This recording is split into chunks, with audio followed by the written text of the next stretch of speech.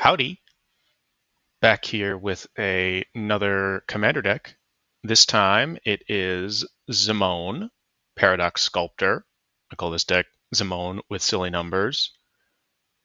So Zimone is a Simic, green blue. She costs 2 green blue. Very similar to Vorel of the Hullclad, but a little bit more modern. Came out in Foundations. Very, very wonderful set. Liked it a lot. So she has, at the beginning of your combat, put a +1/+1 counter on each up to 2 target creatures you control. She's a 1/4. But then her best ability here, green blue, tap, double the number of each kind of counter on up to 2 target creatures and or artifacts you control. So her first ability only deals creatures, puts counters on creatures. Second ability doubles on 2 things. So she can put 2 counters on 1 or 2 things, or put 1 counter on 1 thing and 1 counter on another thing. That can include herself. So I just really love this commander. Very, very good. Sort of like Varel, like I said. Varel, I never really noticed this card before. Also pretty cool. A little bit more of a outdated ability at this point. Not super great. Does cost 1 less mana, but only has that double on 1 thing. Versus Zimone doubles 2 things. Varel can double lands, but that's not really going to come up very often. Zimone doubling 2 things, very, very good. So she's just got these 2 great abilities. So what can you do with these abilities?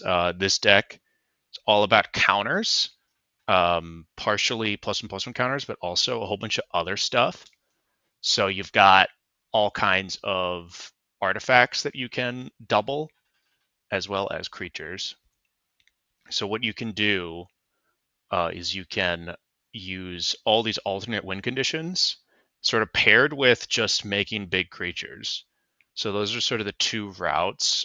You can either just make really, really big creatures, doubling their power, just really start to hammer in the life totals. Or you can have these alternate win conditions lying around, or alternate sort of value conditions, and double those. And one of the great things about Zimone is you can pick 2 things. So you can have really, really big creatures that beat in for a lot of damage. And then you can also just have a card like Millennium Calendar. Definitely like one of my favorites. So we'll talk about it last. But you can have a card like Eternity Vessel. You can have, so Eternity Vessel enters with X counters. Not a very great card, costs a lot of mana, but I think if this is going to be good in any deck, it's going to be this one, because it enters with, say you have, let's say 30 life. You've lost a little bit of life by turn 6 or turn 5 if you've been ramping. You've lost a little bit of life. It's got 30 counters on it.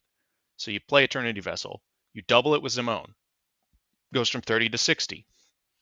All you have to do is play a land, and then boom, you've doubled your life total. You're at 60 life. And then if people attack you, if they focus fire on you, put you back down to like, 50, they've dealt 20 damage to you, just play another land back to 60.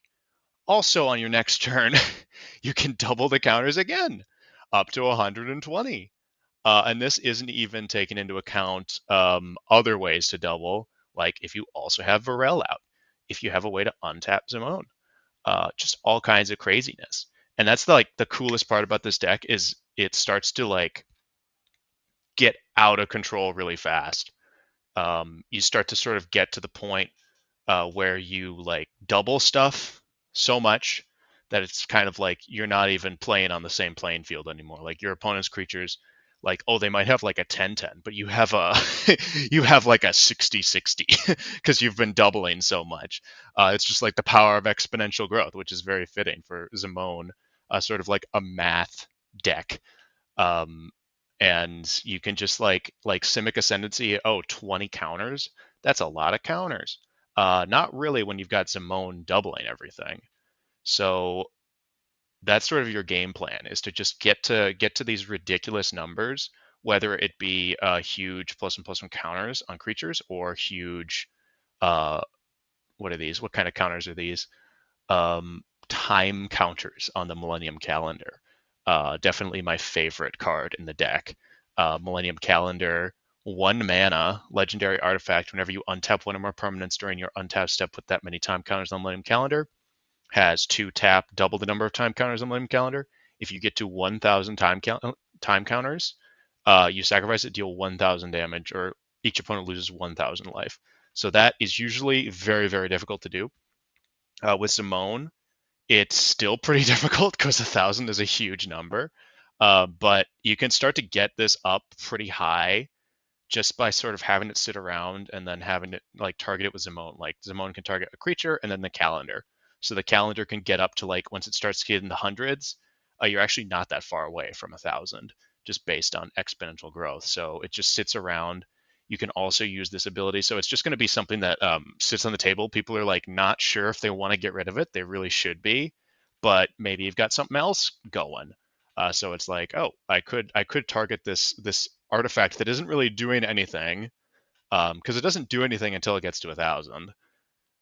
Or I could target this big threat that's getting to me. So it sort of just ticks down, and it's just this looming threat. Like if you get it on turn 1, it's really great because it just sits there the whole game. It sits there for multiple turns. It's going up and up. People are like, oh, it's at 50. Like that's not that big a deal. 1,000, super high. But then 3 turns, oh, all of a sudden I'm at 700. Next turn we're all gonna die. We got to do something. So I just absolutely love Millennium Calendar. And there's just so many little alternate win cons in this deck that like I can't even go over all of them. Like exponential growth, just huge power, sort of the name of the game. Body of research, just make this huge fractal. So that's one of the best things about this deck is all these little fun little cards like Go.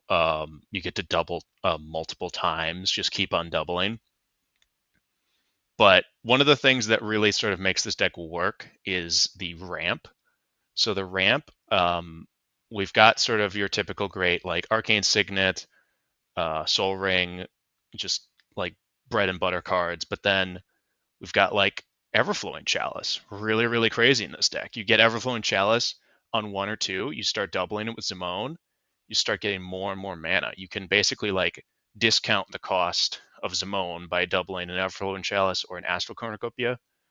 But really like something that really shines with this deck is the Mana Dorks. So the Mana Dorks are a little bit, these 3 mana cards. There's quite a few of these. There's actually a lot in the maybe board as well, just because there's so many of them. I'm only sort of playing the best I can. But there are these cards, these green creatures, where they add mana equal to their power. So that is very good because Zimone, even without using this ability, is going to pump their power each turn. So something like Huron Blade Elite, if you get it down before Zimone, it'll get a counter when Zimone enters. And then Zimone will put a counter on it as well each turn. She can put a counter on herself and one of your mana dorks. So then each turn, you're just going to get more and more mana. And you can use that to play a really big X spell, as well as just sort of pay for Zimone every turn, doubling your mana every turn, and just getting really out of control. So these cards are really like the powerhouses of this deck. Gyre Sage, really great, just a 2 mana version. Even Devoted Druid. Devoted Druid is very efficient because it's only 2 mana, and you can sort of get 2 mana from it right away. You can tap it next turn for 1 mana and then untap it with a Mize counter. But then Zimone is going to keep putting counters on it, so you can sort of just cash those in for mana. But the best version, probably going to be Kami of Whispered Hopes, just because it's going to double those counters, or not necessarily double, but it's going to put an additional counter on everything. So if you get Kami down, you play Zimone, you start putting 2 counters on everything, and then Kami is just going to add so much mana. So if you tap Kami for 10, then you can play some really huge like X equals 8 draw spell, or an X equals, what is that? X equals 4 exponential growth. You're definitely going to be able to kill somebody there. Just make the biggest creature possible. So a whole bunch of fun there. Just getting to these really high numbers, drawing a ton of cards. Similar to my Tarmogoyf deck, there is sort of like the green Rishkar's expertise type cards, because you're just going to be dealing with huge power levels, and Rishkars will just draw you so many cards. But then also lots of X spells, like even like Tyvar's Stand. It's just this great little protection piece that also can turn your creatures into just murder on the spot things at instant speed if you get enough mana. Because you're sort of operating at this point in this deck where you assume you're going to get so much mana that you can't even like do something with it. So X cards are really good. Like if you get these mana dorks going, you start getting them up to really high levels. Even like a card like Lair of the Hydra is really great in this deck because you just have all this mana, and then you can use one of your lands to kill somebody if you get lucky and they don't have a blocker. But that kind of stuff is what this deck is going to be doing. Some very goofy cards like Calendar, of course, Lux Artillery. Usually, like 30 counters isn't that much, or is a lot. 30 counters is a lot in this deck, not so much. You get to 30 counters, deals 10 damage every turn to people. Really great. But Oko is very fun because Oko has this weird ability where he becomes a creature. And while he's a creature, he still has these loyalty counters on him. So you drop down Oko, he can become a copy of something, it doesn't really matter. But then once you do that, he becomes a creature, and that means you can double the number of each kind of counters on him. So you can double the loyalty counters on Oko. Next turn, you can -5 him because he'll be at either 6 or 8, depending on what you do. If you +1, you should probably be +1 him. He'll be at 8 loyalty, -5, still be out. Make a copy of every other thing you control. So just kind of a goofy card. Still not very good. But I feel like if you can get that alt going, you just like get a ton of value there. What else here? So your card draw, you're usually just going to be drawing a ton of cards. With these X spells or like a Genesis Wave. Honestly, Genesis Wave is probably the best card in this deck because no matter what, if you resolve the Genesis Wave at like X equals 8, you're just going to get tons and tons of value. And getting X equals 8 isn't actually that difficult. Getting 11 mana in this deck, you can probably do that on like turn 5, turn 6, if your mana dorks stick around. So you're just going to be able to like get yourself so far ahead that you're going to win. Sabsunian, very fun, because every turn you can sort of guarantee her power is going to be where you want it to be, drawing extra cards. But one of the big weaknesses from this deck is sort of board wipes.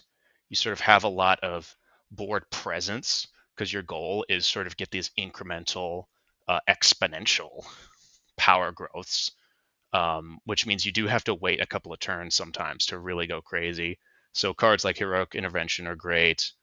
You're just going to try to like weather some of the storms here, disrupt your opponents as you are building up this crazy board and getting to these crazy numbers. You get to play some pretty sweet cards like Emerald Charm, which I haven't actually played this yet, but it seems pretty good because it can destroy enchantments, untap Simone, make creatures lose flying.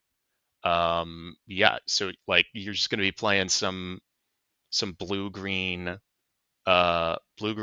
staples and blue-green board wipes. Like Apex Altasaur, I feel like I'm going to have this in a lot of my decks. Ixodron is fun because you flip your opponent's creatures and then you flip your creatures, but they have tons of counters on them, so they're going to be able to overpower your opponent's creatures, similar to Oversimplify. Just take what board wipes we can here. Vexing Puzzle Box is another sort of like pet card here. You put counters on it, and then when you remove 100, you get to tutor something. You can double the counters with Simone. Boom. Huge, absolutely huge maybe board. I've been playing this deck for a while now. Ever since Simone got spoiled, I knew that I had to make this deck. So I've had quite a few games.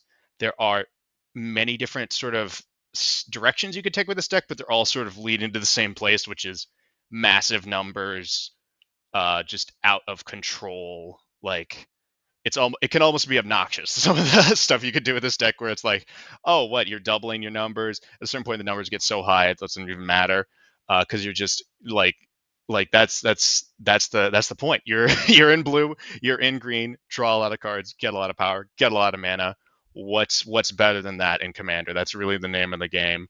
So you can play like all kinds of like you can put in some cool stuff. Like you can put in a Nyx Bloom Ancient if you want, if you really just want to get super crazy. Seedborn Muse goes crazy in this deck, untapping, getting Zimone every single turn, not just on your turn. That's when things get like wild. Like I kind of purposely took Seedborn Muse out of this deck just because it's game changer, really makes you a target. But there's just like a lot of these cards I absolutely love, and I sort of just swap them in and out because I just can't decide. Like even a Mana Gorger Hydra, it's just gonna get massive. It's gonna have trample. It's gonna kill somebody. Um, so these are the types of things that you can do in this deck. Boom, boom, boom, doubling cube. So you gotta make these decisions. You gotta decide, okay, how big do I want to get? How many mana dorks do I want to run? How much disruption do I want to run? Because this deck, you could just sort of have this be a battle cruiser, sit back, make huge creatures, and just have your opponents have to deal with that. So you could take out some of this disruption, and you could add in more of these mana dorks or some more trample. Um, but I like to have my deck sort of be well rounded, be able to be a little bit resilient, like be able to survive board wipes somewhat, and be able to disrupt my opponent's plans somewhat. So that's why I do have the correct number, maybe one less disruption, bunch of board wipes. Good to have, just if you don't know what you're going up against. But this is Zimone. This is my Zimone Silly Numbers deck. Let me know what you think. Let me know if there's any glaring omissions here. This is one of my favorite decks. I enjoy playing it so much, getting those huge numbers, getting all that mana. It's just the Simic lifestyle. Absolutely love it.